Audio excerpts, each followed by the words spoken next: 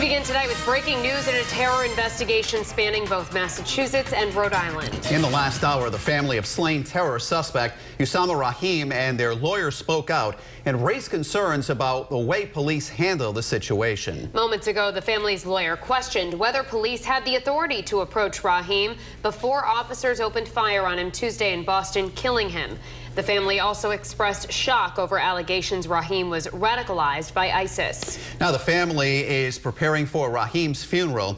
They've also been invited by police to view surveillance video of the shooting, but have not yet seen it. And tonight we're learning more about the Rhode Island beach where Rahim and two others allegedly discussed a terror plot days before the deadly police shooting.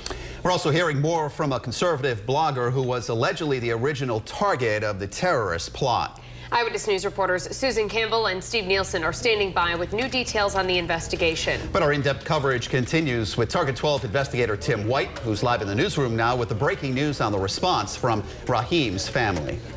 Mike, Shannon, we're learning that immediately following this afternoon's press conference, the family was going to leave that parking lot and they would be shown surveillance video that captured the confrontation between police and Usaama Rahim.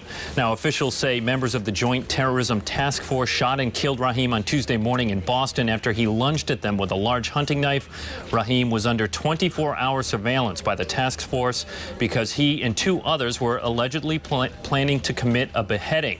At the news conference, an attorney for the family says they are seeking answers. The family is interested in and dedicated to ensuring that a complete and transparent investigation into the circumstances surrounding the death of Usaama Rahim occurs. The family hopes to work productively and cooperatively with federal and local authorities in a joint effort to search for truth. Now, that press conference got over just moments ago, and again, the attorney says they will be leaving there and heading directly to the district attorney's office where they will view the surveillance video of that confrontation. New at 6 o'clock, the aunt of Usaama Rahim reacts to the shooting death of her nephew. Live in the newsroom, Tim White, Eyewitness News. And our in-depth coverage of the terror investigation continues tonight. Usaama Rahim's family held a news conference late this afternoon where their lawyer called for a thorough and transparent investigation. One member of the family did address the public. We're hearing from the suspect's aunt, which is new at 6. Target 12 investigator Tim White joins us now live with those details. At that news conference, the family members of Usaama Rahim expressed shock at reports that he had become radicalized. In the same parking lot in which Usaama Rahim was shot and killed, immediate family members flanked their attorney, who spoke on their behalf.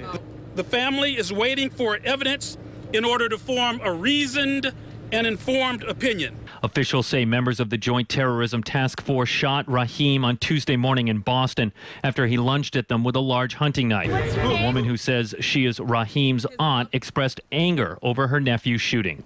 With the current slaughter of black men going on right now across the nation, that's enough to make any and all black men feel threatened.